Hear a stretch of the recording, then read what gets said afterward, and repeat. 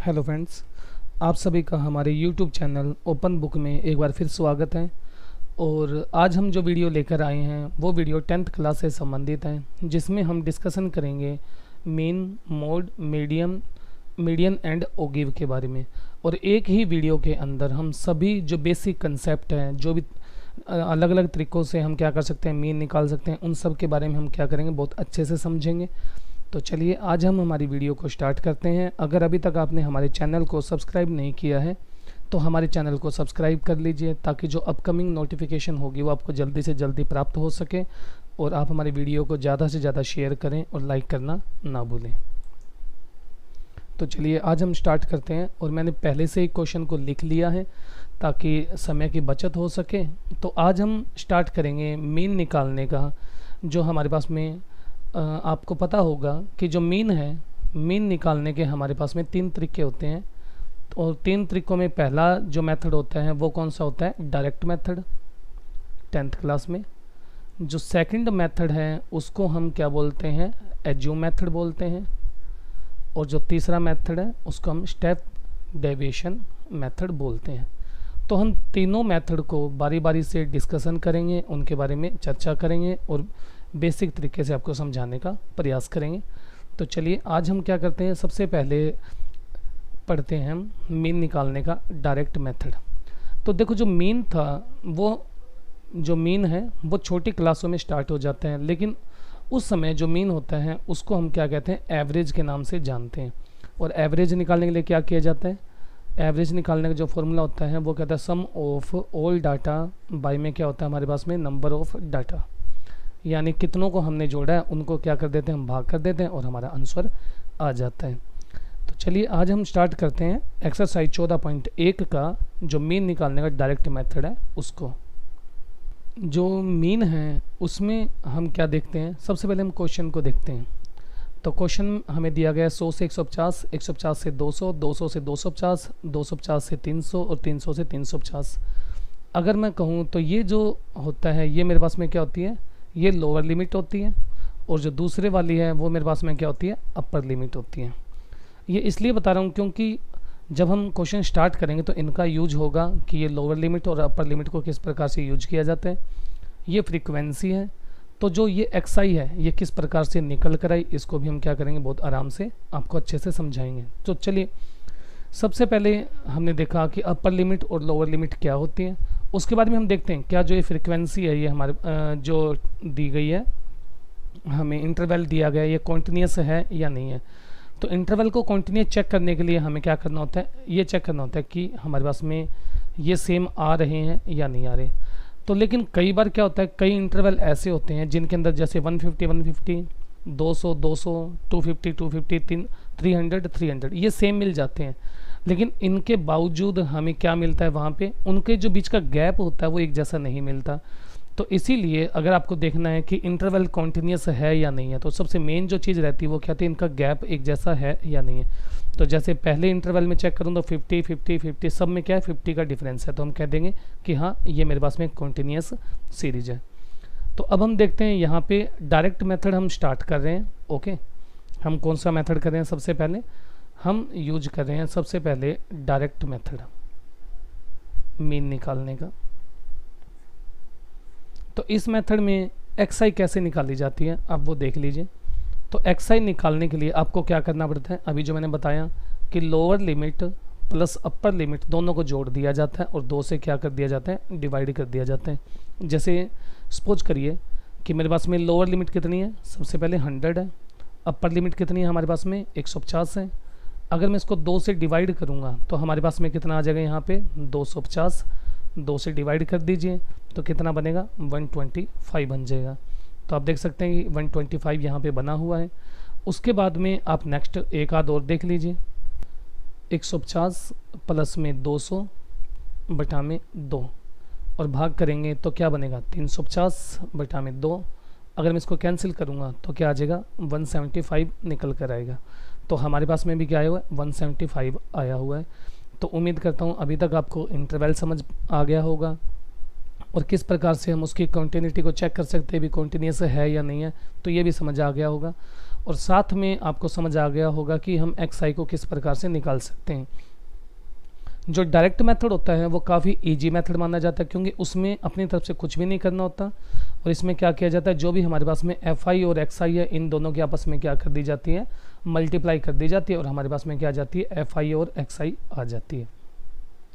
तो देखिए हमने क्या किया यहाँ पे, 4 की इंटू की 125 से, 5 की इंटू की 175 से, 12 की इंटू की 2225 सॉरी, 2 की इंटू की हमने 275 से, और 2 की इंटू की मैंने 325 से। जब मैंने इंटू की 4 की 125 से तो मेरे पास में कितना आ गया, 500। आगे 175 की इंटू की मैंने 5 से तो 875 आंसर आ गया। जब मैंने 225 की इंटू की है 12 से तो मेरे पास में कितना आ गया, 2700। उसके बाद में मैंने 2 की इंटू की है 275 से तो मेरे पास में कितना आ गया, 550। और नेक्स्ट कितना आ गया मेरे पास में, 650। तो इस प्रकार से आप क्या कर सकते हैं, इंटू करके एफ आई और एक्स आई निकाल सकते हैं। उसके बाद में क्या कर दिया जाता है, इन सबको जोड़ दिया जाता है, और जोड़ने पे मेरे पास में आ गया 5275। और इसको क्या बोला जाता है, इसको बोला जाता है सिग्मा एफ आई एक्स आई। जो ये सिग्मा है, देखिए अब आपको मैंने अभी जस्ट बताया कि हम पुराने टाइम में कैसे जो छोटी क्लासों में निकालते थे, sum of all data, number of data. तो ये जो है ये हमारे पास में टोटल होता है। तो ये भी हमारे पास में एक सिग्मा है, किसका, एफ आई का। और ये जो टोटल आया है मेरे पास में 5275, ये भी क्या है, एक सम है टोटल किसका, एफ आई और एक्स आई का। तो जिसके आगे ये साइन लग जाता है उसका मतलब होता है सम ऑफ ऑल डाटा। क्या मतलब होता है उसका, सम ऑफ ऑल डाटा, यानी जितना भी डाटा उन सबको जोड़ दीजिए और आपके पास में क्या आ जाता है, सिग्मा एफ आई एक्स आई आ जाता है। चलिए अब हम स्टार्ट करते हैं डायरेक्ट मेथड से हमारा पहला क्वेश्चन। उम्मीद करता हूँ आप सबको ये समझ आ गया होगा कि एफ आई और एक्स आई किस प्रकार से आया। तो जो डायरेक्ट मेथड है उसमें हमें क्या निकालना है, हमें निकालना है मीन। तो क्या निकालना है हमने, मीन। और मीन निकालने के लिए जो हमारा सबसे पहला फॉर्मूला है, बस आपको वही फॉर्मूला लास्ट तक याद रखना है, और मैं आपको बता दूंगा कि किस प्रकार से आप थोड़ा सा ट्रिक लगाकर अच्छे से याद रख सकते हैं। तो मीन निकालने के लिए हम क्या करते हैं, जो सबसे हमारा पहला फॉर्मूला है मीन निकालने के लिए, उसमें क्या किया जाता है, sigma F I x I by में क्या होता है, सिग्मा एफ आई होता है। तो यानी डायरेक्ट मेथड में ज़्यादा कुछ नहीं किया जाता, सिग्मा एफ आई और एक्स आई निकाला जाता है, सिग्मा एफ आई निकाला जाता है, और क्या किया जाता है, दोनों को डिवाइड कर दीजिए और हमारा आंसर आ जाएगा। तो देखिए डिवाइड करते हैं, तो सिग्मा एफ आई एक्स आई मेरे पास में कितना है, 5275 आया है, और सिग्मा एफ आई कितना है हमारे पास में, 25। डिवाइड करिए, तो डिवाइड करेंगे तो कितना आ जाएगा, 25 2 50, 2 बचेगा, ऊपर से 7 उतारेंगे तो 25 से कम 25, और फिर 2 बचेगा तो 25। तो हमारा जो आंसर निकल कर आएगा वो क्या आएगा, 211। तो ये मीन निकालने का कौन सा मेथड था, ये मेथड था डायरेक्ट मेथड। उम्मीद करता हूँ आपको ये जो बेसिक कंसेप्ट है समझ आया होगा। अब हम नेक्स्ट मेथड देखते हैं मीन निकालने का, जो हमारे पास में रहने वाला है एज्यूम मेथड, और उसके अंदर एक्स आई के बाद में क्या निकलता है, डी आई निकलती है। तो चलिए अब हम चेक कर लेते हैं कि किस प्रकार से हमने इसको सोल्व किया और आपको किस प्रकार से उसको हल करना है। तो देखिए अभी तक हमने ये चीज़ें हम पढ़ चुके हैं, समझ चुके हैं कि किस प्रकार से हम इसकी कॉन्टिन्यूटी को चेक कर सकते हैं भी, ये कॉन्टिन्यूस इंटरवल है या नहीं है, क्योंकि इनके जो बीच का गैप है वो क्या रहना चाहिए, एक जैसा रहना चाहिए, और साथ में ये सेम भी आने चाहिए। ये हमारे पास में एफ आई होती है। एक्स आई अभी हमने आपको बताया कि किस प्रकार से निकलती है, कि अगर हम अपर लिमिट और लोअर लिमिट दोनों को जोड़कर 2 से भाग कर देते हैं तो मेरे पास में क्या आ जाएगी, एक्स आई आ जाती है। तो अब जो इस मेथड में आपके लिए रहने वाली है जो नई चीज़ वो है डी आई। तो अब हम देख रहे हैं कौन सा मेथड, अब हम देख रहे हैं एज्यूम मेथड। तो जो एज्यूम मेथड है उसमें किस प्रकार से हम क्या करते हैं, आंसर अपना निकालेंगे, तो वो चीज़ देखिए। तो इसमें क्या किया जाता है, किसी एक वैल्यू को हम क्या करते हैं, लेक्ट कर लेते हैं। इन जो ये ध्यान रखना है कि आपको एफ आई में से नहीं मानना है, आपको किस में से मानना है, जो एक्स आई है उसमें से एक वैल्यू को लेक्ट करना है, मानना है। तो मैंने मान लिया 200 बच्चे। जो मोस्टली बच्चे होते हैं वो ये कहते हैं सर बीच वाले ही माननी होती है, नहीं ऐसा नहीं होता। अब चाहो तो आप देखो ये भी मान सकते हैं, ये भी मान सकते हैं, ये भी मान सकते हैं, ये भी मान सकते हैं, आंसर सबसे क्या आएगा, सेम आएगा। लेकिन अगर हम बीच वाली मानते हैं तो आप देख सकते हैं कि हमारा जो डाटा है वो डिस्ट्रीब्यूट हो जाता है, ऊपर माइनस का नीचे प्लस का, तो कि बैलेंस सा आंसर लाने के लिए हमारे पास में क्या होगा, आंसर थोड़ा छोटा आ जाता है। अब देखो मैं आपको कंपैरिजन करके दिखाता हूँ।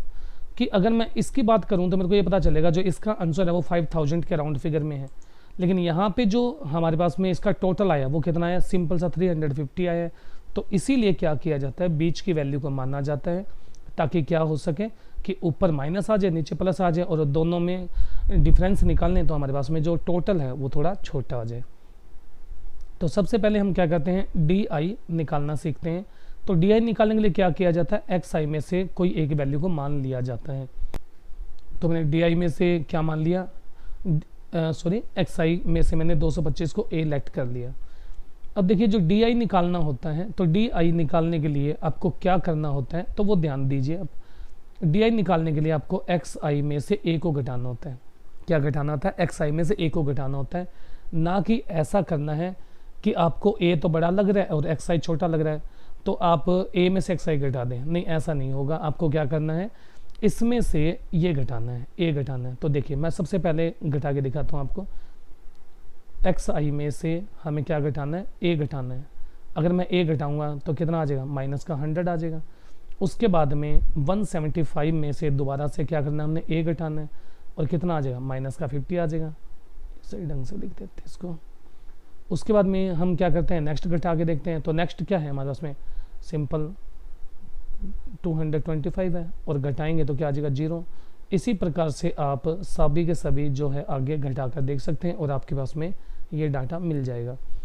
अब देखिए जिस प्रकार से आपने पिछली जो डायरेक्ट मेथड था उसमें एफ आई की इंटू की थी एक्स आई से, लेकिन इस बार आपको क्या करनी है, एफ आई यानी फ्रीक्वेंसी की इंटू करनी है डी आई से, यानी 5 की इंटू करनी है 50 से, 12 की इंटू करनी है 0 से, 2 की इंटू करनी है 50 से और 2 की इंटू करनी है 100 से। तो जब मैं अब देखिए कि मैं इंटू करूँगा माइनस के 100 की 4 से तो क्या आ जाएगा मेरे पास में, माइनस का 400 आ जाएगा। माइनस के 50 की इंटू करूँगा किससे, 5 से, तो मेरे पास में कितना आ जाएगा, माइनस का 250 आ जाएगा। जब 12 की 0 से गुणा करूँगा तो अब आपको पता होगा 0 को किसी वैल्यू से इंटू किया जाए तो आंसर हमेशा क्या आता है, 0 ही रहेगा। 50 की 2 से इंटू करूँगा तो क्या बन जाएगा, 100 बन जाएगा और 100 की 2 से इंटू करूँगा तो 200 हो जाएगा। अब मैं क्या करता हूँ, ऊपर वालों को दोनों को जोड़ लेता हूँ। अगर ऊपर वालों को जोड़ते हैं तो कितना आ जाएगा, माइनस का 650 यानी 650 हमारे पास में बन जाएगा। अगर हम नीचे वालों को ऐड करते हैं तो क्या हो जाएगा, 300 हो जाएगा। अब 650 में से आप 300 घटा दीजिए और क्या बन जाएगा, माइनस का 350 बनकर तैयार हो जाएगा। उम्मीद करता हूँ आपको यहाँ तक समझ आया होगा हमारे पास में क्वेश्चन क्या रहने वाले हैं। तो अब हम क्या निकाल रहे हैं, मीन निकाल रहे हैं। अगर आपको ध्यान हो तो मैंने आपको बोला था कि मीन निकालने के लिए आपको जो डायरेक्ट मेथड है उसी का फॉर्मूला याद रखना है। तो देखिए, तो मीन निकालने के लिए हमने डायरेक्ट मेथड का कौन सा फॉर्मूला यूज किया था, हमने फॉर्मूला यूज किया था सिग्मा एफ आई अपॉन सिग्मा एफ आई। ओके, अब यहाँ पे हमने क्या लगाया था, एक्स आई लगाया था उसके अंदर। ओके, लेकिन इसमें क्या निकली हमारे पास में डी आई, तो हम यहाँ पे क्या लगा देंगे, डी आई। तो अब आप देख सकते हैं कि यहाँ तक जो फॉर्मूला है वो सेम हो गया। लेकिन अगर फॉर्मूला ही सेम है तो ये हमें डी आई निकालने की तो आवश्यकता ही नहीं थी। तो फॉर्मूला सेम नहीं रहेगा, फॉर्मूला थोड़ा सा चेंज होगा। तो फॉर्मूला जो चेंज होगा वो आप बहुत आसानी से याद रख सकते हैं कि किस प्रकार से ये फॉर्मूला चेंज होगा। तो देखिए, अभी आपने जो क्वेश्चन किया है उसी से आपका फॉर्मूला हम बना सकते हैं। कैसे कि एक नई चीज़ की हमने, नई चीज़ क्या की, ए निकाला तो डी आई यानी डाइवेशन निकला। तो ये जो डाइवेशन आया यानी डी आई जो बनी वो ए के कारण बनी। और कैसे बनी कि ए को हमने घटाया, तो वही हम क्या करेंगे, फॉर्मूले के अंदर ए को जोड़ देंगे। ओके, तो मैंने क्या किया, फॉर्मूले के अंदर जोड़ दिया और हमारे पास में एक नया फॉर्मूला निकल आता है एज्यूम का कि इस प्रकार से हम फॉर्मूला बना सकते हैं। तो देखिए, अब हमारे पास में sigma F I D I तो माइनस का 350 पड़ा है और जो सिग्मा एफ आई है वो कितना पड़ा है मेरे पास में, माइनस का 25। तो हम वैल्यू पुट करते हैं और आंसर निकालते हैं। तो ए कितना है मेरे पास में, ए है हमारे पास में 225। उसके बाद में प्लस और आगे क्या पड़ा है हमारे पास में, माइनस का 350 और बाई में कितना पड़ा है हमारे पास में 25। अच्छा, काफ़ी बच्चे पता क्या करते हैं, ये जो हमारे पास में है साइन ये यहाँ तक ले जाते हैं। तो ये एलसीएम ये फिर इसका भी हो जाता है और ये इसका भी हो जाता है। तो आपको क्या करना है, इस वैल्यू को थोड़ा अलग दिखाना है, बीच में प्लस का साइन लगाना है और इसको थोड़ा दूर रखना है। और जितनी कोशिश कर सकें आप, 10th क्लास में लगभग सारे आंसर आप चाहें तो एलसीएम लेके भी निकाल सकते हैं, लेकिन जो बड़ी क्लासेज आती है उसमें कभी भी आप एलसीएम लेकर इस क्वेश्चन को सोल्व नहीं कर पाएंगे, क्योंकि उसमें अगर पॉइंटों में भी मिस्टेक होती है तो जो मिस्टेक है वो काफ़ी बड़ी हो जाएगी। तो इसीलिए आप क्या करें, सबसे पहले इस वैल्यू को सोल्व करें। अब चाहे आंसर प्लस में आए चाहे आंसर माइनस में, फिर आप इसमें से जोड़ता है तो जोड़ दीजिए, घटता है तो घटा दीजिए, तो आपका एग्जैक्ट जो आंसर है वो बन जाएगा। तो हम क्या करते हैं, इसको हल करते हैं। तो ये 25 है, 350 से कैंसिल करूँगा तो क्या आ जाएगा, पहले 1 पर जाएगा तो क्या बचेगा मेरे पास में 100 और 4, तो क्या बना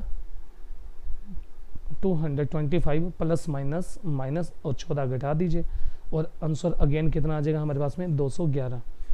तो ये मेरे पास में मीन निकालने का जो सेकंड मेथड था, और इसको हम क्या कहते हैं, एज्यूम मेथड कहते हैं। उम्मीद करता हूँ आपको अच्छे से समझ आया होगा कि किस प्रकार से हम क्या कर सकते हैं, एज्यूम से भी मीन निकाल सकते हैं। और इसके अंदर जो मेन रहने वाली है वो डी आई रहने वाली है। मैं आपको फिर बता देता हूँ कि आपको ए में से एक्स आई नहीं घटाना है, आपको एक्स आई में से ही ए को घटाना है। तो चलिए अब हम इसका जो तीसरा मेथड है, कौन सा, स्टेप डेविएशन मेथड, उसको देख लेते हैं कि किस प्रकार से हम इस मेथड से आगे अपनी वैल्यू निकाल सकते हैं। तो ये हमारे पास में क्या है, मीन निकालने का तीसरा मेथड है। कौन सा, स्टेप डेविएशन मेथड। तो ये जो देखो, मेरे हिसाब से तो मेरा पर्सनली मानना है कि अगर कोई भी बच्चा करना चाहे तो आप इस तरीके से करिए, क्योंकि आप बाकी तरीकों से क्वेश्चन करेंगे ना, अब आप उसकी एफ आई डी आई निकालेंगे, एक्स आई निकालेंगे, तो उतने टाइम में तो आप इस क्वेश्चन को क्या कर जाएंगे, सोल्व भी कर जाएंगे। अच्छा, अब आप देखेंगे कि सर हमारे टीचर तो यहाँ पे डी आई भी निकलवाते हैं, आपने तो यहाँ पे डी आई नहीं रखा है। तो ऐसा कोई ज़रूरी नहीं है, कोई हार्ड एंड फास्ट रूल नहीं है कि आपको सबसे पहले डी आई निकालना ही पड़ेगा। इसके लिए हम क्या कर सकते हैं, थोड़ा सा मैंने भी कुछ नहीं है कि मैंने क्या किया, बस इसके अंदर थोड़ा सा अपनी तरफ से जो फॉर्मूला है वो बदल दिया। कैसे, फॉर्मूला अपनी तरफ से नहीं बदला, यानी मैंने 2 को क्या कर दिया, जोड़ दिया एक साथ में। तो यू आई निकालने के लिए मैंने क्या किया, एक्स आई माइनस ए। अब आप सभी को पता होगा कि एक्स आई माइनस ए क्या होते थे, डी आई होते थे। अगर मैं क्या करूं, इसको एच से भाग कर दूं तो हमारे पास में क्या आ जाएगी, हमारे पास में यू आई आ जाएगी। तो इसीलिए मैंने क्या किया, सीधा का सीधा यहाँ पे यू आई निकाल लिया। और मैं अभी आपको एक चीज़ इसको समझाने वाले में एक चीज़ और बताऊंगा, तो उसके बाद में आपको इसकी ज़रूरत ही नहीं पड़ेगी। बस आपको सिंपल ये क्या करना है, दिखाना है, ताकि टीचर को पता चल जाए कि डी आई इन्होंने क्यों नहीं निकाली है, और आप सीधा का सीधा भी हल कर पाएंगे उस चीज़ को। ओके, अब आप ए के बारे में तो जानते ही होंगे। तो ए क्या होती है, ए एक ऐसी टर्म होती है जो एक्स आई में मिलती है, और ज़रूरी नहीं है कि आपको बीच वाली ही लेनी है, आप ऊपर नीचे कोई मर्जी यहाँ से उठा सकते हैं। लेकिन मैंने यहाँ पे जो ए उठाया है, वो कितना उठाया, 225। अब आप कहेंगे सर ये जो एच आ गया, तो एच का मतलब क्या होता है, तो एच का मतलब क्या होगा कि एक ऐसी वैल्यू जो इसको इंटरवल को कॉन्टिन्यूस बनाती है, वही तो एच होगा। और वो कौन सी वैल्यू होगी, जो इनका डिफरेंस होता है वो सेम होना चाहिए। तो इन सब के जो डिफरेंस है वो हमारा क्या बन जाएगा, यहाँ पे एच बन जाएगा। तो एच कितना आ जाएगा, 50 हमारे पास में आ जाएगा। तो चलिए अब हम स्टार्ट करते हैं कि हम यू आई कैसे निकालेंगे। तो यू आई निकालना सीखते हैं। अभी मैंने आपको यू आई निकालने का एक फॉर्मूला बताया है ऊपर, क्या, एक्स आई माइनस में ए बाई में एच। लेकिन अगर आप अपनी बुक देखेंगे तो उसमें आपको ये मिलेगा, डी आई बाई में एच। तो देखिए, चलिए अब हम एक बार दोबारा दिखा देते हैं कि जो पुरानी वीडियो, अभी हमने पुराना मेथड समझाया, उसमें क्या था, डी आई। तो डी आई को कैसे निकालते हैं, एक्स आई माइनस ए निकालते हैं। तो क्या ज़रूरी है कि मैं ये वैल्यू निकाल लूँ और उसके बाद में फिर मैं एक स्टेप और बनाऊँगा, एक कॉलम और बनाऊँगा, ताकि डाटा ज़्यादा हो जाए और मेरे कैलकुलेशन करने में मिस्टेक हो जाएगी। क्यों, क्योंकि यहाँ पे क्या होगा, एक कॉलम और आएगा, फिर बच्चे को ये नहीं समझाते कि एक्स आई से गुना करनी है, एफ आई से गुना करनी है। तो मेरा जो मेन मकसद है वो आपकी कैलकुलेशन को कम से कम हार्ड बनाना है, और जल्दी से जल्दी और बहुत ईजी वे से आपका क्वेश्चन बिल्कुल एक्यूरेट वे से सही करवाना है। तो इसीलिए आप क्या करें, इसको फॉलो करें। तो देखिए एक्स आई कितने मेरे पास में, यहाँ पे अगर आप बात करेंगे तो 125 है। तो निकालिए क्या आ जाएगा हमारे पास में, 125। ए कितना लेट किया हमने, 225 बाई में एच कितना आया, 50। अगर आप इसको घटाएंगे तो क्या बनेगा, माइनस का 100 बाई में 50, और घटा दीजिए क्या बन जाएगा, माइनस का 2। तो देख सकते हैं माइनस का 2 यहाँ आ गया। उसके बाद में एक और देख लीजिए, क्या करना है आपको, 175 माइनस में करना है 225 और एच से भाग करनी है। एच कितना है मेरे पास में, 50। अगर घटाएंगे तो क्या बन जाएगा, माइनस का 50 और बटा में 50। अगर आंसर निकालेंगे तो क्या आ जाएगा, माइनस का 1। इसी प्रकार से आप बाकी सारी टर्म को सोल्व करके अपना जो यू आई है वो निकाल सकते हैं। अब ये ईजी क्यों रह जाता है? अब देखिए काफ़ी बच्चे ऐसे होते हैं कि मेरे पास में अगर यहाँ सपोज करो एक बहुत बड़ी सी टर्म आ गई, यहाँ पे देखो अगर मैं सीधा डायरेक्ट लगाना चाहता हूँ, अरे भाई हमें 2 का पढ़ा नहीं आता सिंपल है, तो 125 को 4 से कहाँ से इंटू कर देंगे, तो क्या पता बच्चा पहले में कैलकुलेशन मिस्टेक कर जाए। क्यों? क्योंकि जितने भी हम डायरेक्ट मेथड करते हैं, आप देखिए एक बार कि जो डायरेक्ट मेथड है उसमें कैलकुलेशन कितनी बड़ी बड़ी आ रही है। वैसे देखें तो आपके लिए तो बहुत बड़ी होगी ना, जिस बच्चे को करना ही नहीं आ रहा, कैलकुलेशन ही नहीं करनी आ रही है, उस बच्चे के लिए तो क्या रहने वाली है, ये कैलकुलेशन काफ़ी बड़ी रहने वाली है। तो इसीलिए मैं आपके लिए प्रेफर करना चाहूँगा कि आप अगर स्टैटिस्टिक के अंदर मीन निकालना चाह रहे हैं तो आप क्या करिए, स्टेप डेविएशन मेथड को फॉलो करिए। क्यों? क्योंकि देखिए यहाँ पे 2 1 1 2 इसी का पढ़ा आएगा, 2 1 का पढ़ा तो हमें पहली क्लास में सिखाया जाता है, तब बहुत आराम से बहुत ईजी वे से क्या कर सकते हैं, अपना क्वेश्चन कर सकते हैं। चलिए अब हम स्टार्ट करते हैं। अब मैं क्या करूँगा, जिस प्रकार से मैंने एफ आई की पहले एक्स आई से इंटू की, फिर डी आई से इंटू की, और इस बार मैं एफ आई की इंटू जो करने वाला हूँ वो किससे इंटू करने वाला हूँ, यू आई से। तो एफ आई की मैं इंटू करूँगा किससे, यू आई से। एफ आई की इंटू करूँगा मैं यू आई से, उसके बाद में 5 के इंटू करूँगा -1 से, 12 के इंटू करूँगा 0 से, 2 के इंटू करूँगा 1 से, और 2 के इंटू करूँगा 2 से। जब मैं इन सब के इंटू करूँगा तो मेरे पास में क्या आ जाएगा, देखो 4 के 2 से इंटू करूँगा तो माइनस का 8, 5 के 1 से इंटू करूँगा तो माइनस का 5 आ जाएगा, 12 के 0 से इंटू करूँगा तो 0 हो जाएगा, 2 के 1 से इंटू करूँगा तो 2 हो जाएगा, 2 के 2 से इंटू करूँगा 4 हो जाएगा। आप इनकी कैलकुलेशन कीजिए तो माइनस माइनस क्या होता है, प्लस होता है, लेकिन वैल्यू किसकी बड़ी है, माइनस की, तो आंसर भी किस में आएगा, माइनस में। तो क्या बन जाएगा, माइनस का 13। इन दोनों की अगर मैं जोड़ूंगा तो क्या बन जाएगा 6, और वो भी प्लस का, प्लस माइनस क्या होता है हमारे पास में माइनस, और क्या बन के तैयार हो जाएगा, माइनस का 7। अब आप देख सकते हैं यहाँ पे वैल्यू किसकी है, माइनस की बड़ी है, तो आंसर भी किस में आ जाएगा, माइनस में आ जाएगा। तो इस बार जो आपके पास में क्या आया है, सिग्मा एफ आई यू आई आया है, वो कितना आ गया, माइनस का 7 आ गया। लेकिन सिग्मा एफ आई जो पड़ा है आपके पास में कितना पड़ा, हमारे पास में 25 पड़ा है। तो चलिए अब हम स्टार्ट करते हैं एक नया फॉर्मूला, क्योंकि स्टेप डेविएशन से हम क्या करें, क्वेश्चन को सोल्व कर रहे हैं। तो जो मीन निकालना है, तो मीन निकालने का फॉर्मूला भी क्या रहने वाला है, नया ही फॉर्मूला रहेगा। तो देखिए, लेकिन मैंने स्टार्टिंग में ही आपको बता दिया था कि हम ऐसा नहीं करेंगे कि आपको एक ही फॉर्मूले से सारे के सारे फॉर्मूले याद भी हो जाएंगे। तो देखिए, मैंने सबसे पहले जो डायरेक्ट मेथड था उसमें मीन निकालने के लिए कौन सा फॉर्मूला यूज किया था, मैंने फॉर्मूला यूज किया था sigma F I upon sigma F I, but मैंने यहाँ पे एक्स आई लगाया, फिर डायरेक्ट में मैंने यहाँ पे डी आई लगाया, लेकिन इस बार क्या निकला है, यू आई, तो मैं यहाँ पे क्या लगाऊंगा, यू आई लगाऊंगा। तो एफ आई यू आई आ गया हमारे पास में।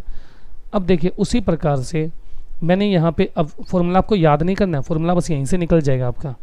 ए को मैंने क्या किया था, घटाया था, तो आप क्या करिए, फॉर्मूले में ए को जोड़ दीजिए। ओके, एच से आपने क्या किया, डिवाइड किया, और यहाँ पे क्या करेंगे आप, एच से इंटू कर दीजिए। तो आपके पास में जो स्टेप डेविएशन है उसका एक नया फॉर्मूला बनकर तैयार हो जाता है। तो फिर देरी किसकी है, चलो वैल्यू पुट करते हैं जल्दी जल्दी और अपना आंसर निकालते हैं और ख़त्म करते हैं मीन को। तो ए कितना आ गया हमारे पास में, 225 plus sigma F I U I, sigma F I U I कितना है आपके पास में, माइनस का 7 बाई में सिग्मा एफ आई, तो सिग्मा एफ आई कितना पड़ा आपके पास में 25, और एच कितनी पड़ी आपके पास में 50, तो यहाँ पे कितना आ जाएगा 50। अब क्या करिए, कैंसिल कर दिए।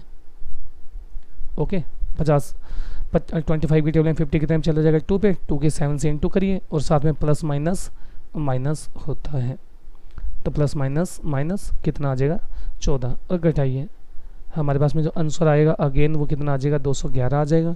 तो ये आपके पास में 10th क्लास के 3 तरीके थे, जिन ट्रिकों की सहायता से हम क्या कर सकते हैं, अलग अलग मीन निकाल सकते हैं। मैंने आपको डायरेक्ट भी बताया, एज्यूम भी बताया, और स्टेप डेविएशन भी बताया। अब हम क्या देखते हैं कि ऐसा कुछ ज़रूरी नहीं है, मैंने आपको बोला था कि बस आपको ये सिम्बलाइज़ करना है कि भाई यू आई ऐसे निकलता है, आपको दिखाना नहीं है।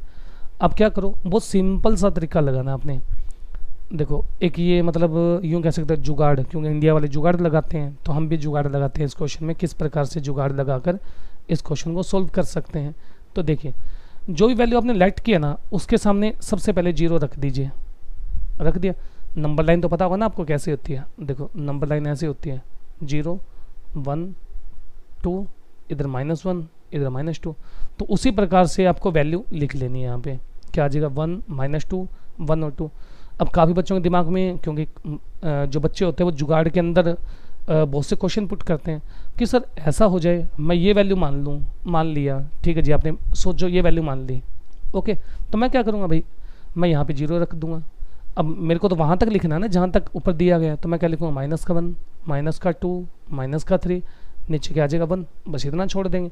अब आपके पास में नीचे कोई बच्चा कहता है सर मैं अगर ये मान लूँ तो कोई दिक्कत नहीं है, तो मैं क्या लिखूँगा, यहाँ पे 0, यहाँ -1, फिर यहाँ पे क्या आ जाएगा +1, 2, 3, और बस ये आगे इस प्रकार से और कॉलम पड़े हैं तो इस प्रकार से चलते जाएंगे। तो इस प्रकार से आप क्या कर सकते हैं, UI को बहुत ईजी वे से निकाल सकते हैं। बस आपको क्या करना पड़ेगा, अपने टीचर को संतुष्ट करने के लिए, क्योंकि टीचर जो है वो बहुत जल्दी सेटिस्फाई नहीं होते हैं, क्योंकि टीचर इस क्वेश्चन को समझाने में बहुत मेहनत लगाए, क्योंकि फॉर्मूला ही बहुत अजीब सा है, लेकिन उनको क्या पता भाई उनके बच्चे ने पहले ही जुगाड़ लगा रखा है। तो आप क्या करिए, ये आप ऊपर दिखा दीजिए और जो भी आपने लेट किया है बस उसके सामने 0, ऊपर गिनती नीचे गिनती, सिंपल जुगाड़ लगाओ, अपना आंसर निकालो बढ़िया वे से। तो चलिए अब हम देखते हैं एक्सरसाइज 14.2।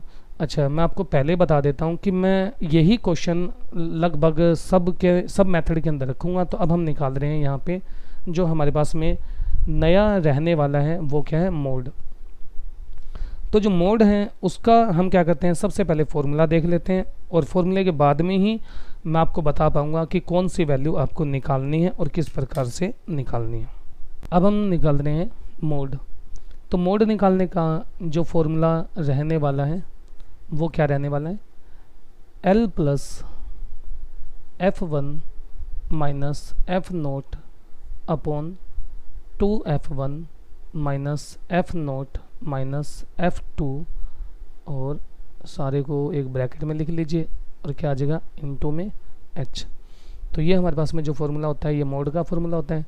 तो अब आप देख सकते हैं कि आपके पास में आपको क्या क्या वैल्यू चाहिए। आपको वैल्यू चाहिए L, आपको वैल्यू चाहिए F1, आपको वैल्यू चाहिए F2, आपको वैल्यू चाहिए, मैं इसको 0 लिख लेता हूँ, ठीक है, इसको लिख लेता हूँ मैं 1, इसको लिख लेता हूँ F2, और उसके बाद में क्या आ गया H। तो उम्मीद करता हूँ आपको H तो पता ही होगा, इसमें तो कोई डाउट नहीं है, ओके। तो अब हम वैल्यू निकालने स्टार्ट करते हैं, और जो स्टैटिस्टिक है उसमें जो मोड है वो काफ़ी सबसे ज़्यादा ईजी माना जाता है। तो उम्मीद करता हूँ आपको भी काफ़ी ईजी लगेगा। तो इसमें क्या किया जाता है, जो ये FI होती है ना, इसके अंदर हम क्या करते हैं, सबसे बड़ी वैल्यू देखते हैं। ये बड़ी वैल्यू नहीं है भाई, कहीं पे ये लेकर बैठ जाओ कि लो भाई हमारे पास में तो बड़ी वैल्यू आ गई, ये तो टोटल है। तो FI में से जो सबसे बड़ी वैल्यू है वो है 12, तो मैं इसको F1 मान लेता हूँ, F1 मान लिया। अब आपको पता होगा कि एक से पहले क्या आती है, 0, तो ऊपर वाला क्या हो जाएगा, F0। एक के बाद में क्या आता है, F2। देखो कितना आराम से आपकी 3 वैल्यू निकल गई ना, कि F1 एक जो सबसे बड़ी वैल्यू है वो F1 है, उसके ऊपर वाली क्या हो जाएगी F0, नीचे वाली क्या हो जाएगी F2। उम्मीद करता हूँ आपको 3 वैल्यू समझ आ गई होगी। उसके बाद में जो आपने बड़ी वैल्यू ली है उसी लाइन में आप क्या करिए, सीधा चलिए। अब ये L है, ये L जो है वो किसको रिप्रेजेंट कर रहा है, ये रिप्रेजेंट कर रहा है लोअर लिमिट को, यानी जो हमारे पास में इंटरवल है, जो इंटरवल आया लोअर इंटरवल को रिप्रेजेंट करता है। तो लोअर कितना है मेरे पास में 200, तो कितना आ जाएगा यहाँ पे 200 आ जाएगा, यानी L का आंसर कितना आ जाएगा 200। उसके बाद में अब बात रह गई H की, और H क्या होता है, जो इनके बीच का जो डिफरेंस होता है वो कितना है 50, तो H कितना आ जाएगा 50। तो अब आप देख सकते हैं आपके पास में मोड से संबंधित जो जो वैल्यू चाहिए थी वो आपके पास में वैल्यू आ गई है, और आप क्या करिए, सिंपल वैल्यू पुट करिए और आपका आंसर बन जाएगा। तो हम क्या करते हैं, वैल्यू पुट करते हैं, और वही बात याद रखेंगे कि सबको ना अलग अलग लिखा करो, थोड़ा स्पेस दे के लिखा करें आप।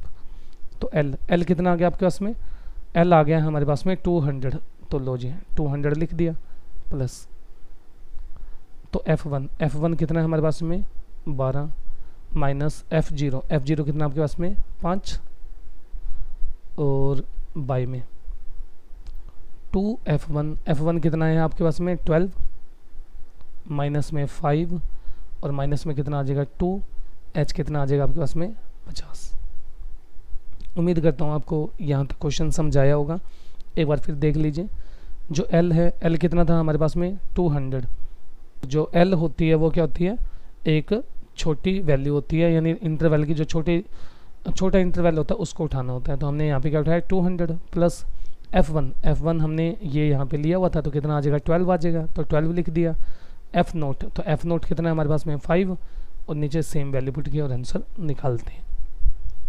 तो क्या आ जाएगा 200 प्लस 12, 12 में से 5 सब्ट्रैक्ट करेंगे तो कितना आ जाएगा 7। 2 की बोर्ड मास फॉर्मूला देखो, काफ़ी बच्चे क्या करते हैं 12 में से 5 घटाते हैं 7, 7 में से 2 घटाते हैं 5, 5 के 2 से इंटू करते हैं 10। कहते वाह मज़ा आ गया।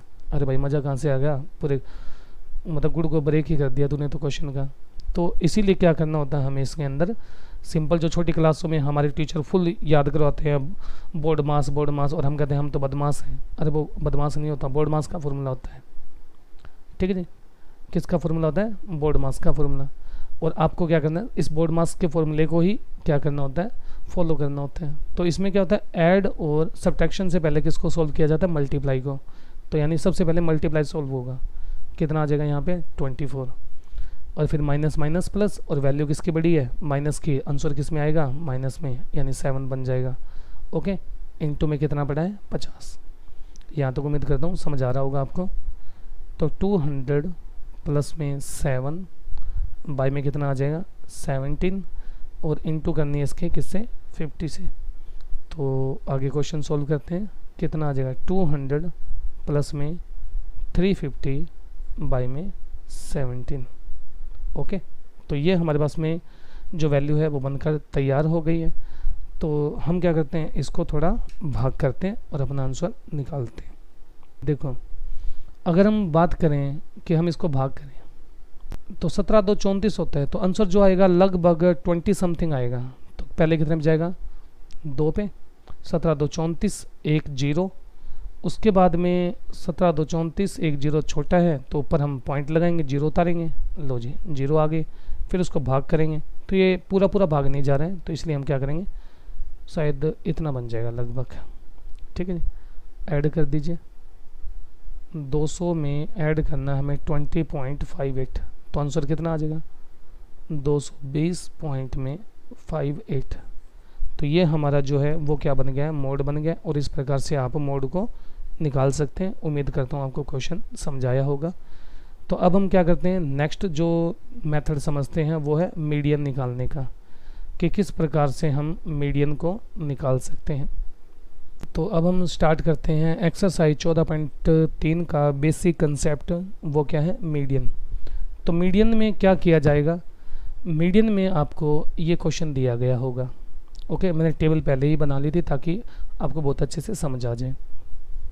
आपको क्या करना है, मीडियन के अंदर ना ये जो चीज़ है काफ़ी इंपॉर्टेंट रहती है, इंटरवल। तो आपको इंटरवल को हमेशा कॉन्टीन्यूस बनाना ही बनाना पड़ेगा अगर आपको आंसर निकालना है तो। क्योंकि अगर मीन में इंटरवल कॉन्टीन्यूस नहीं है तो हम क्या कर सकते हैं, डायरेक्ट मेथड लगाएंगे, आराम से आंसर निकाल देंगे। लेकिन जो मीडियन होती है उसमें इंटरवल क्या होना चाहिए, कॉन्टीन्यूस होना चाहिए। अगर इंटरवल कॉन्टीन्यूस नहीं है तो उसको अलग अलग तरीक़ों से हम क्या कर सकते हैं, कॉन्टीन्यूस बना सकते हैं। वो डिपेंड करता है किस पे, क्वेश्चन पे। तो अब हम आ जाते हैं हमारे क्वेश्चन पे। क्या दिया गया, हमें FI दी गई है।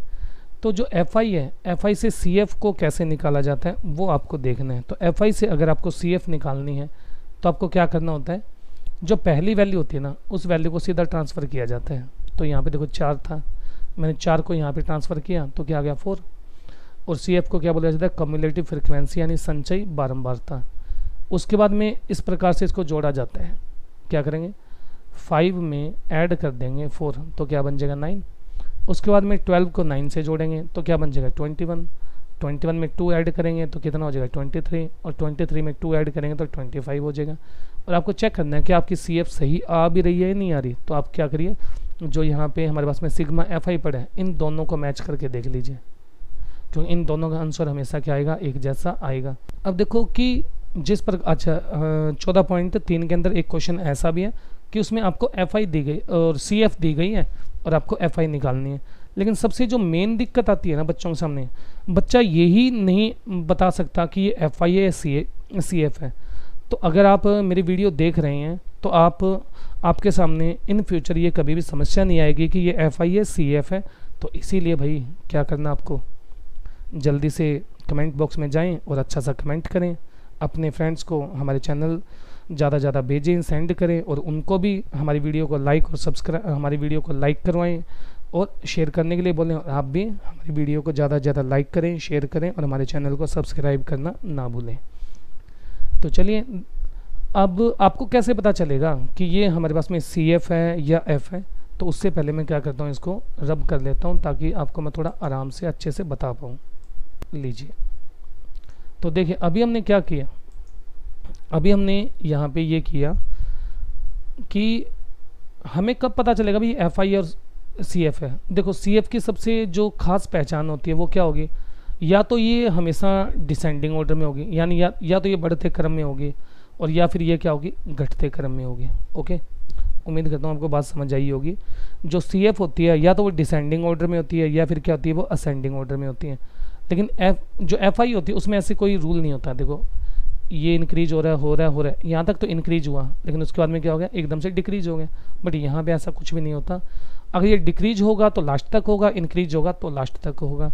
तो अब उम्मीद करता हूँ आपको एफ आई और सी एफ पहचानने में कोई भी दिक्कत नहीं आएगी। तो ये तो था एफ आई और सी एफ में रिलेशन। ओके, आपको समझ आ गया। लेकिन इसका कन्वर्ज भी हम प्रूव कर सकते हैं। कैसे कि एक क्वेश्चन है उसमें सी एफ दिया गया है, तो बच्चों को क्या करना पड़ता है, उसमें एफ निकालना पड़ता है। काफ़ी बच्चे याद करते हैं, रट्टा मारते हैं, लेकिन काफ़ी बच्चों को बहुत अच्छे से समझ आ जाते हैं। कैसे कि देखो अगर एफ आई से सी एफ निकल सकती है तो भाई सी एफ से एफ आई क्यों नहीं निकल सकती। तो हमें क्या करना है, अभी हम जोड़ रहे थे, अब हम क्या कर देंगे, उसको घटा देंगे और हमारे पास में उसका आंसर बन जाएगा। तो देखिए कैसे, अभी हमने क्या किया था, जो पहली वैल्यू थी वो मैंने सीधी ट्रांसफ़र की थी ना, तो सी एफ से भी आप क्या कर दीजिए, उसको कह रहे ले भाई तूने मेरे को 4 दिया, ले संभाले तेरा 4। हम क्या करेंगे, उसको उसका जो 4 है वो आपसे रिटर्न कर देंगे। तुम जुड़ रहे थे ना मेरे अंदर आगे, लो जी घटा देते हैं। तो आप क्या करिए, 9 में से 4 घटा दीजिए, जब घटाएंगे तो क्या बच जाएगा 5। उसके बाद में 9 में से 21 घटा दीजिए, क्या बच जाएगा 12। और आगे 23 में से 21 घटा दीजिए, क्या रह जाएगा 2। उसका 25 में से क्या कर दीजिए आप 23 घटा दीजिए तो 2। यानी जिस प्रकार से आगे आगे चलते जाएंगे आप उनको आपस में घटाते जाइए और आपके पास में क्या आ जाएगी, दोबारा से एफ आई आ जाएगी। कैसे, 9, 4 तो सीधा गया, 9 में से 4 घटाएंगे तो कितना आ जाएगा 5। 21 में से 9 सब्ट्रैक्ट करूँगा तो 12 आ जाएगा। 21 सब्ट्रैक्ट करेंगे तो 2 आ जाएगा। 23 सब्ट्रैक्ट करेंगे तो 2 आ जाएगा। तो अभी तक उम्मीद करता हूँ आपको ये बातें सब समझ आ गई होगी कि किस प्रकार से एफ और सी एफ में रिलेशन होता है और आप किस प्रकार से इसको क्या कर सकते हैं, पहचान सकते हैं। तो अब हम बात करते हैं किसके, हमारे क्वेश्चन की। तो ये मीडियन जो है ये तीसरा तरीका है स्टैटिस्टिक के अंदर 10वीं क्लास का 14.3 एक्सरसाइज का, कि किस प्रकार से हम मीडियन को निकाल सकते हैं। तो सबसे पहले हम क्या करते हैं, मीडियन का फॉर्मूला देख लेते हैं कि जो मीडियन है उसका फॉर्मूला क्या रहने वाला है। जो इसका फॉर्मूला रहने वाला वो है L plus n/2 minus C F upon में F और इनटू में क्या आ जाएगा H। आप सब बच्चे H और L से तो उम्मीद करता हूँ सबको पता होगा। जो L होती है, L क्या होती है, एक लोअर लिमिट होती है, और जो H होता है वो क्या होता है, इंटरवल के बीच में जो डिफरेंस होता है वो होता है। अब बात की किसकी रह गई, 3 वैल्यू की। तो जो मीडियन है उसके अंदर जो सारे का सारा डाटा निकलेगा, यानी सारी की सारी वैल्यू जो निकलेगी वो किससे निकलेगी, n/2 से ही निकलेगी, यानी n/2।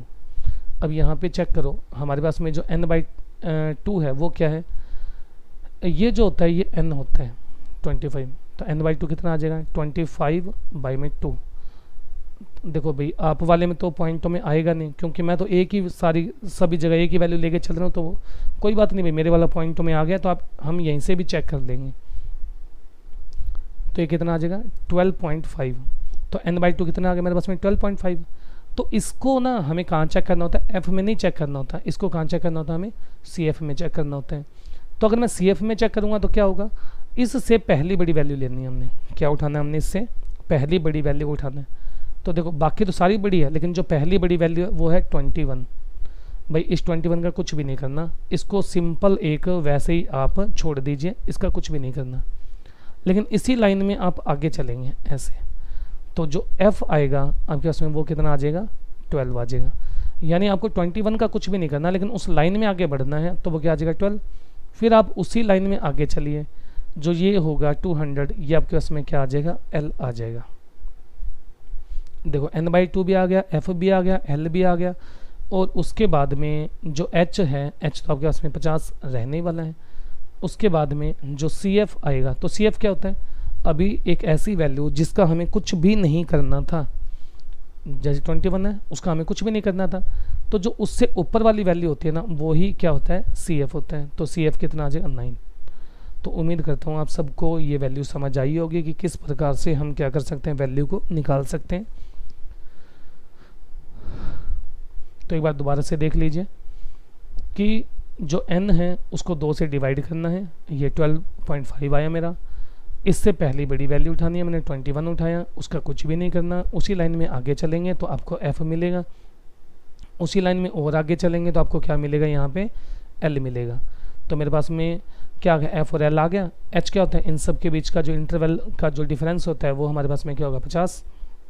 और सी एफ क्या होती है, ऊपर वाली वैल्यू जो होती है वो सी एफ होती है। तो चलिए अब हम क्या करते हैं, यहाँ पे वैल्यू को सब्स्टिट्यूट करते हैं और अपना आंसर निकालते हैं।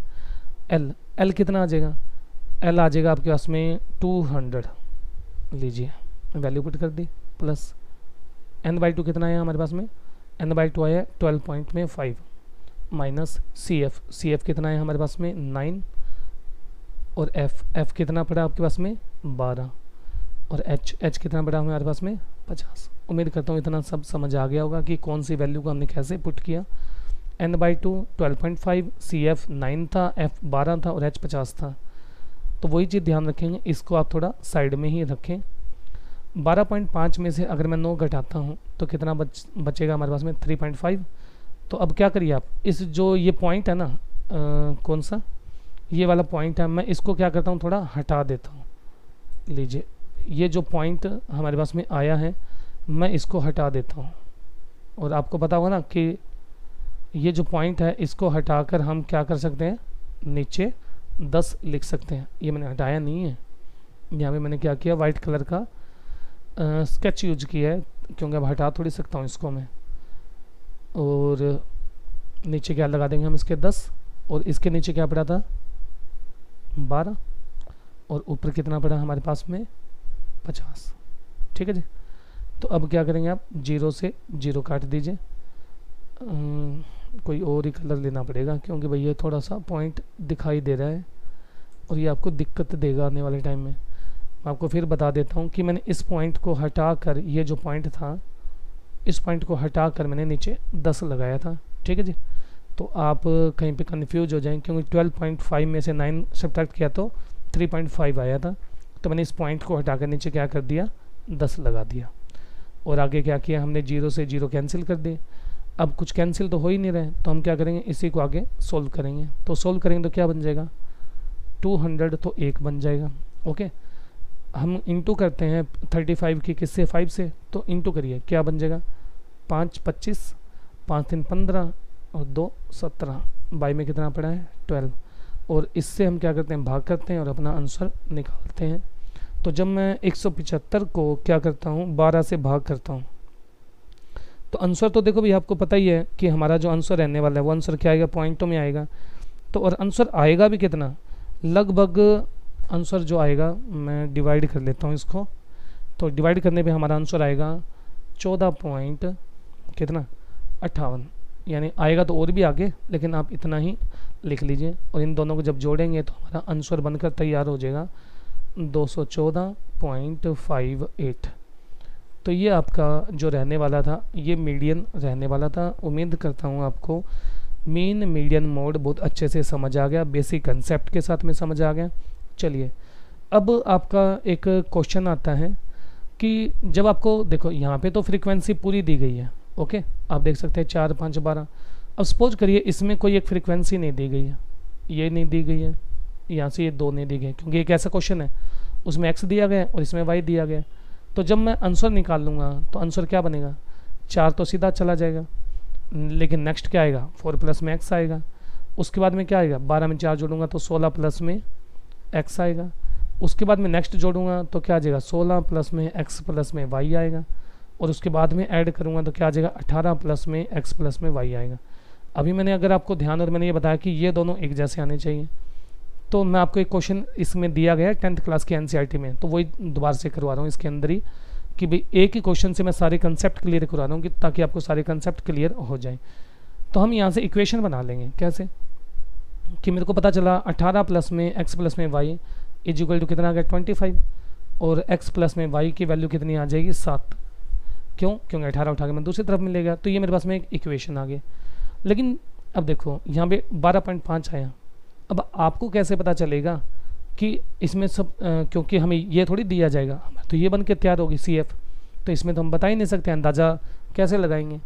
तो इसीलिए जब आपके सामने अगर कोई ऐसी समस्या आ रही है तो आप क्या करिए, हमेशा जो उसका आंसर होगा जो आपके पास में निकल कर तैयार होगा, यानी CF F या कुछ भी निकलेगा, तो जैसे आपको कन्वर्ज सोचना है, उल्टा सोचना है।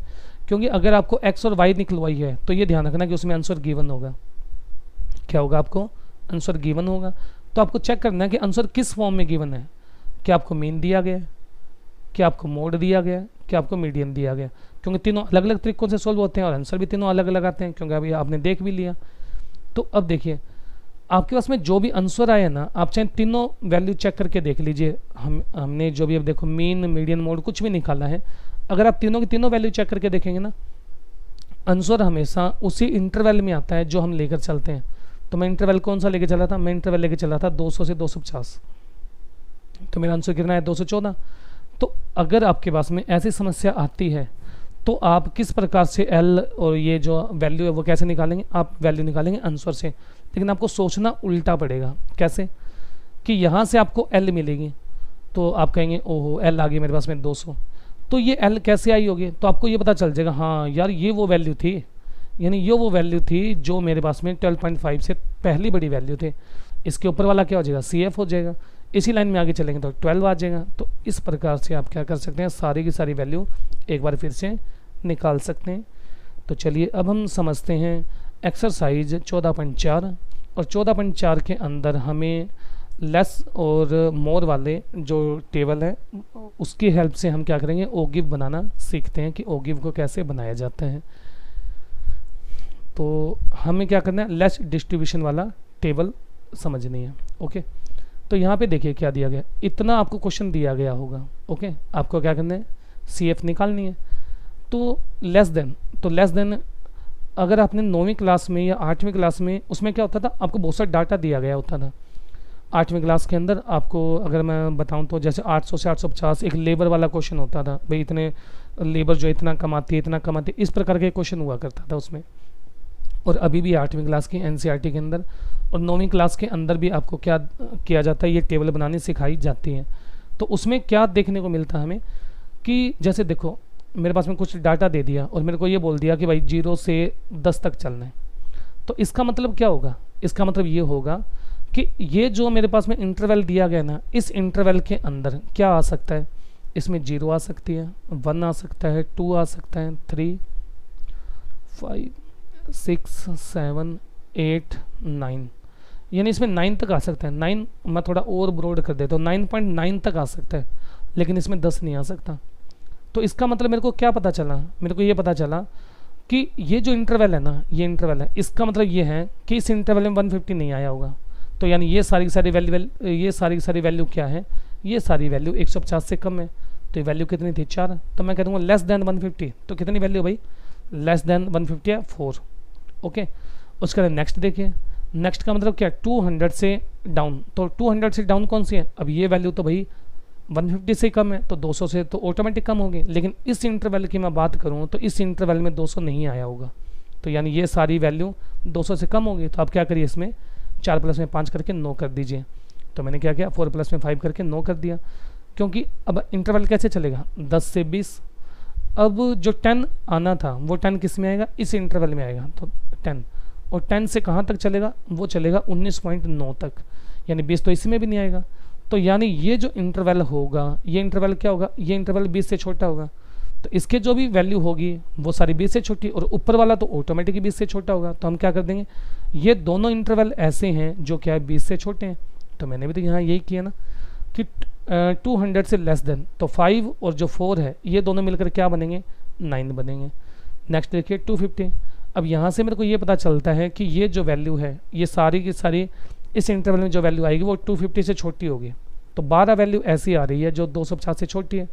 इस इंटरवल की बात कर रहा हूँ मैं। अब इससे ऊपर वाला ये तो 250 से छोटा है, और ये भी क्या है 250 से छोटा है। तो मैं क्या करूँगा, 12 + 9 या फिर इन सब को जोड़ लीजिए, तो 12 और 9 कितना हो जाएगा 21। इस प्रकार से आप क्या कर सकते हैं, अपनी टेबल को बना सकते हैं। और टेबल बनाने के बाद में आप क्या कर सकते हैं, ग्राफ को दिखा सकते हैं। और इस ग्राफ में क्या किया जाता है, इसके ऊपर आप दिखाएंगे CF को, और जो आपके पास में XI है, XI पे क्या दिखाया जाएगा, जो भी आपका इंटरवल है उसको दिखाया जाएगा। तो मैंने क्या दिखाया, मैंने यहाँ पे दिखाया 150, 150 पे क्या 4, तो यानी 150 पे 4 से कम है, तो लो जी 150 पे 4 आ गया। उसके बाद में 200, 200 पे कितना है हमारे पास में 9 है, तो 9 देख लीजिए, ये वैल्यू हमारे पास में क्या है 9, तो ये क्या आ जाएगी 9। यहाँ पे क्या आ जाएगा, ये 250 वाला है। और 300, 300 पे कितना है हमारे पास में 23 है, तो 23 नियर अबाउट यहाँ मान लीजिए यहाँ रहा होगा। ओके, और ये क्या आ गया 25। तो ये तो मैं आपको सिंपल वैसे बता रहा हूँ कि मैंने ये जो डायग्राम बनाया है ये इसी टेबल की हेल्प से बनाया है कि 150 पे 4 है, 200 पे 9 है, 250 पे 21 है। तो इस प्रकार से आप क्या कर सकते हैं, ऐसे डॉट लगा के जो भी पॉलीगन बनता था, पॉलीगन बनाकर आप बहुत आराम से अपना वैल्यू बना सकते हैं। तो उम्मीद करता हूँ कि आपको समझ आया होगा कि किस प्रकार से हम जो लेस देन डिस्ट्रीब्यूशन होती है उसकी हेल्प से हम ओगिव को ड्रॉ कर सकते हैं। तो ये हमने ओगिव ड्रॉ किया। उसके बाद में जो नेक्स्ट रहने वाला है वो हमारे पास में कौन सी है, लास्ट स्लाइड है जो more than type distribution and ogive है। तो किस प्रकार से हम मोर देन वाले निकालेंगे। ओके, तो यहाँ पे मोर देन वाला हमें बनाना है। तो मोर देन वाले में क्या आएगा कि मोर देन यानी ये जो 4 की 4 वैल्यू है ना, ये 4 की 4 वैल्यू, ये सारी की सारी वैल्यू 100 से ज़्यादा है, क्योंकि अभी तो हम पीछे करके आए हैं, ठीक है ना। क्योंकि अभी तो हमने पीछे देखा, क्या देखा था कि इस टेबल में यहाँ पे ये सारी वैल्यू 150 से कम है, यानी इसमें 150 नहीं आया होगा, लेकिन ये सारी की सारी वैल्यू 100 से तो ज़्यादा है ना, तो ये वैल्यू सारी 100 से ज़्यादा रही होगी। अगर मैं इसकी बात करूँगा तो ये सारी की सारी वैल्यू क्या रही होगी, 150 से ज़्यादा रही होगी, ये सारी वैल्यू 200 से ज़्यादा रही होगी। तो इस प्रकार से हम निकालेंगे। तो जो पहला इंटरवल आएगा, तो पहले इंटरवल में क्या होगी, सारी की सारी जो वैल्यू है 25 की 25 वैल्यू है वो 100 से ज़्यादा होगी, क्योंकि ये सबसे छोटी लिमिट है और ये सबसे बड़ी लिमिट है। ओके, तो सबसे छोटी लिमिट 100 है, तो इसका मतलब सारी की सारी वैल्यू क्या रही होगी, 25 से कम रही होगी। उसके बाद में नेक्स्ट देखते हैं मोर देन और इक्वल टू 150। तो 150 से जो ज़्यादा रहने वाली है तो क्या कर देंगे, 4 हम घटा देंगे, उसके बाद 21, उसके बाद में जो नेक्स्ट आएगी 21 में से हम क्या करेंगे 5 सब्ट्रैक्ट कर देंगे, तो 16। और इस प्रकार से आप क्या कर सकते हैं, मोर देन और इक्वल टू जो 100 या बाकी वैल्यू उसकी डिस्ट्रीब्यूशन टेबल बना सकते हैं। और उसके बाद में हमने ओगिव को ड्रॉ करना है। अगर हम ओगिव ड्रॉ करते हैं तो अभी हमने क्या बनाया, डिस्ट्रीब्यूशन टेबल बनाई, और ये कौन सी है, मोर देन वाली डिस्ट्रीब्यूशन टेबल है। और हम बाय ग्राफ भी क्या कर सकते हैं, इसका आंसर निकाल सकते हैं मीडियन का, क्योंकि जो ओगिव है वो बनाए इसीलिए जाता है कि अगर मीडियन को आप निकालना चाहते हैं बाय ग्राफ, तो आप बाय ग्राफ भी आंसर अपना निकाल सकते हैं। तो देखिए यहाँ पे अभी मैंने बताया कि यहाँ पे क्या दिखाया जाता है, यहाँ CF को दिखाया जाता है और यहाँ किसको दिखाया जाता है, जो भी इंटरवल होता है उसको दिखाया जाता है। तो यही हमने सारी की सारी वैल्यू इसके ऊपर दिखाई है कि 100 पे कितना है 25 है, और इस प्रकार से सारी वैल्यू बन जाती है। अब मैंने एक टर्म यूज किया कि हम ग्राफ की हेल्प से भी आंसर निकाल सकते हैं। तो कैसे, देखो जो मीडियन हमारे पास में लेस देन वाला होगा, अब आपको इसके ना साथ में लेस देन वाला भी बनाना पड़ेगा। तो लेस देन वाला क्या होगा कि कुछ सपोज करो ऐसा जाएगा आंसर हमारा, ऐसे टेबल जा रही है, ओके, यूँ ऊपर चला गया। ओके, तो ये देखिए ये कट कहाँ कर रहा है, ये जहाँ भी कट कर रहा होगा ना उसको नीचे ले आना, उसको क्या करना है आपने नीचे ले आना है, और जहाँ पे वो एक्स एक्सिस पे कट करेगा वही क्या होगा, उसका मीडियन बन जाएगा। तो इस प्रकार से अगर आप ग्राफ की हेल्प से मीडियन का आंसर निकालना चाहें तो भी आप आंसर निकाल सकते हैं। उम्मीद करता हूँ कि आपको हमारी वीडियो अच्छी लगी होगी। अगर आपको हमारी वीडियो अच्छी लगी और जो ये बेसिक कंसेप्ट अगर आपको समझ आया तो आप हमारी वीडियो को ज़्यादा से ज़्यादा शेयर करें, लाइक करें और हमारे चैनल को सब्सक्राइब करना ना भूलें। धन्यवाद। अगर आपको हमारी वीडियो अच्छी लगी हो तो आप हमारे चैनल को शेयर करें, सब्सक्राइब करें और लाइक करना ना भूलें। धन्यवाद।